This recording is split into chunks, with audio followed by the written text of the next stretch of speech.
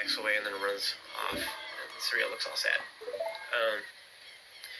And everybody kind of hates this part. They're like, well, come on, give her a hug or something. But, my main deal about this is the reason that I think that they don't is because this was a very big game at the time. It took Nintendo several years to produce this, and each one of the models for each of the characters, just to make the model itself, took them like a day. And so that doesn't include adding all the animations and stuff. And so to add the animation for a hug scene for those two characters would take them a day and a half, 2 days, and it just wasn't really worth it. Yeah, so they didn't include it, and they probably didn't have enough memory for it at the time. So anyways, going onward, we'll head out and go around the corner. Welcome to Hyrule Field. This is a huge area, and as soon as you go around the corner, you'll see Kippora Gibora. I'm not entirely sure on the pronunciation of that. He's been in multiple Zelda games, but this owl will give you helpful hints throughout the game, kind of like Navi. So basically, he's just incredibly annoying. So as you talk to him, he will explain that you do indeed need to head to Hyrule Castle. It's across the map, across the field, and he explains that when you're in overworld areas, you automatically start out with a map, and so you can follow it on your little mini map on the corner, or you can press start and you can go to your map subscreen. And in the overworld, there's a flashing dot to show where the next area is you need to go to, so it kind of narrows it down a little bit. After you get done talking with him, make sure you say, yes, you do understand him. You have to carefully read what he says each time, because Nintendo switches it around to confuse and frustrate you to no end. So you have to actually pay attention to what he says. It's incredibly annoying if you've already played through the game. Anyways, you want to head across Hyrule Field, and you can follow the road if you want, but you most likely won't make it to the castle by nightfall. So if you want to make it there in time, just cut straight through, straight towards that little opening in the top. Okay, one other thing I want to point out is that there are enemies in this area, and they appear only at night. If you're standing on the road, they will not appear. So if you look here in the bottom left, I'm standing on the road, there are no enemies. But as soon as you walk off into the grass, these enemies will appear, and they are called Stout Children. These skeletal enemies are really easily defeated. You just use 2 sword slashes or just Z-target them, use a jump attack. They only hurt you a little bit. If you do get hit, don't worry too much. If you kill enough of them, I think it's 10, then a giant one will appear. And so if you kill 10 more, then another giant one will appear. So you can have 2 giant ones at a time, stuff like that. They don't do anything different, they're just huge. Anyways, if you don't make it to the castle in time, the drawbridge will go up, and then you'll be stuck outside. You just wait around until day, and then it'll go back down. Now if you stand right on the edge of it, then you can jump off and get a red rupee. So, anyways, head inside.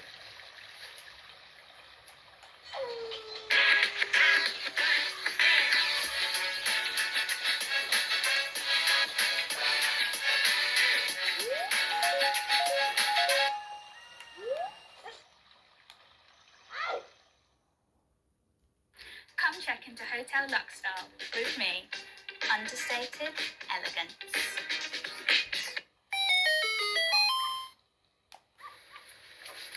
Hey guys, did you miss me? So anyways, we just got past the drawbridge going to Hyrule Castle, so we want to head into that building directly above, and this little guardhouse, there's a single guard who's making sure that nobody does anything weird in here, like smash all the jars and stuff, but if you talk to him, you'll see that he wants to study ghosts for a living, and that information ties in later on, so in any case, because he's bored out of his mind, he will let you smash up the jars, and there's just rupees in like all of these. It's such a crazy place. It's an incredible opportunity to get however many rupees you want. It's one of the best places to get it right now. In any case, you want to roll into the right crate in the back of the room, and it'll drop a gold spatula. So collect the token, number 4, and then you want to head out of this area. So then you want to head into the heart of the market, and if it's day, then there will be people running around talking and trading and stuff like that, but if it's night, then there'll just be a ton of dogs running around. And actually these dogs play into a little side quest to get a heart piece, which we could technically do right now, but I'm going to save it for later, because I'm going to get a bunch of other stuff in this area all at once. So anyways, you want to head to the opposite side of the area, which leads us to Hyrule Castle. So you want to run forward to begin the area, and we'll suddenly get stopped by the owl. Oh no! So he will tell you a bunch of other stuff, but basically he says that you want to be careful for all the guards that are, swarming this area, and they'll catch you and throw you out of the area. But anyways, he'll go on to explain that in some areas time will flow normally, while in other places it'll stand still, like in towns such as Lon Lon Ranch, Kakariko Village, and Kakiri Forest, and Hyrule Market, stuff like that. But in other areas like Hyrule Castle, Hyrule Field, Lake Hylia, Death Mountain, all those areas, time will flow normally. So it'll go from day to night, etc. if you just wait around. In any case, I came here at night. It doesn't really matter when you come, but this will save time if you came here at night at first. So anyways, what we want to do is we want to roll into that tree that the owl was on, and this will drop a gold Cthulhu on the ground. So slash it up for our 5th Cthulhu token. And then we want to actually get caught by the guards. In order to do that, we have to get past the gate. And the guard at the gate will not let you pass. So what we want to do is we want to climb up these vines here in the corner. And you have to get right in the middle. If you go to either side, then we can start climbing up and then fall off. It's kind of obnoxious. You got to make sure you're lined up just right. So anyways, go get caught by a guard, and then they'll toss you outside the gate. And what this will do is this will make Malon appear. And I'm not sure why they make you get caught. It seems kind of pointless to me. But in any case, you'll run back around the corner, and then Malon will be here, and you can hear her singing in the background if it's night. So anyways, go talk to her, and she'll, if it's the first time you're talking to her, she'll just introduce herself and exclaim to herself that you are from the forest. Woo! But in any case, talk to her again, and she will tell you that her dad came here to deliver milk to the castle, and so that he probably fell asleep because that's what he does all the time.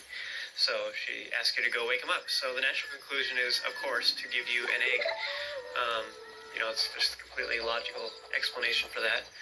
So after she gives you this egg, you want to set it to one HC button so that you can watch and see what it does. But then you want to climb up the vines right here, and you want to, instead of getting caught by the guards, you want to jump down into the opposing area so you're past the gate.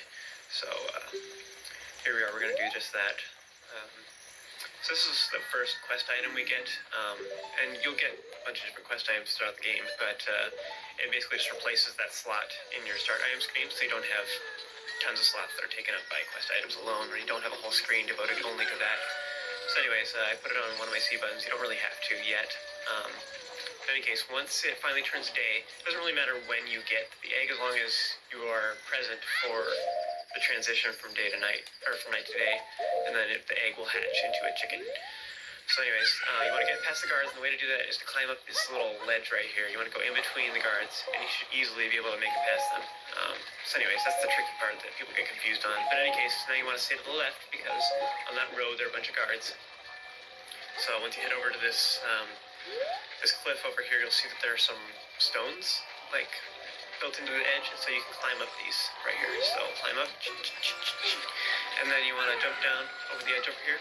And there are some guards at the gate right here, so we can't just walk along this path right here. So we got to jump in the water and go through the moat. And then if you stay in the middle, you'll get rupees. So if you can hit B repeatedly, and you'll swim faster. So you can sneak right past the guards that are on our right. Once you get to the corner, you want to climb up and head to the left, and then you'll see Talon right there. And this is Malon's dad, and he's sleeping away, just like she said. And you talk to him if you want, doesn't really make any difference. He's just snoring away and talking to you about his ranch. So anyways, once you're done with that, then you want to stand close to him, and you want to press the C button that has the chicken on it, and this will wake him up. So he'll talk to you for a minute, introduce himself, and blink at you. And then he'll realize that the Malon sent you, and he'll run away screaming. So I guess he's really scared of his daughter. What a strange, strange man. So anyways, once he goes away, then what you want to do is we have to get into the castle, and the doors right there are locked, so we're going to have to find another way in. So see the water right there, right behind Talon, is coming out of a little fountain, and so we can sneak in there, we can crawl through there, but in order to get to it, we can't jump that far. So what we're going to do is we're going to grab these milk cartons right here, and we're going to put them in a little hole, and you can see that a little divot in the stone right here is obviously trying to get you to push them towards that direction. So what you want to do is you want to push both of them over that way, and then the one will snap on top of the other, and then we'll be able to jump across. So here we are, just pushing and pulling, takes forever. And it might turn day or night while you're waiting for this. And if